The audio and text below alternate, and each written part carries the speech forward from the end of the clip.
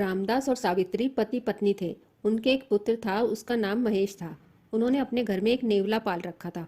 महेश और नेवला एक दूसरे से बहुत हिल मिल गए थे। दोनों पक्के दोस्त थे। एक दिन रामदास अपने खेत पर गया था। सावित्री भी किसी काम से बाहर गई थी। महेश पालने में गहरी नींद में सो रहा था। नेवला पालने के पास बैठकर उसकी रखवाली कर रहा था।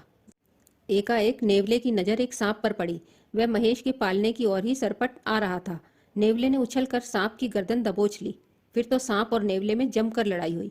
अंत में नेवले ने सांप को मार डाला। थोड़ी देर बाद नेवले ने सावित्री को घर की ओर आते देखा। मालकिन का स्वागत करने के लिए वह दौड़कर दरवाजे पर जा पहुंचा। सावित्री नेवले के खून से सने मुंह और पंजे देखकर चकित रह गई।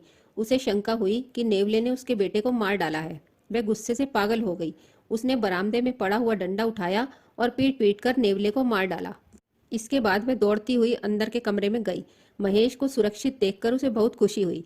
इतने में उसकी नज़र मरे हुए सांप पर पड़ी। उसे अपनी गलती समझते देर नहीं लगी। वह विलाप करने लगी। जिस विश्वास पात्र नेवले ने उसके बेटे की जान बचाई थी, उसी को उसने मार डाला था। उसे अपार दुख हुआ, मगर अब पश्चाताप करने से कोई फायदा नहीं था। इस कहानी से हमें शिक्षा मिलती है, बिना विचारे जो करे सो पाछे पछताए।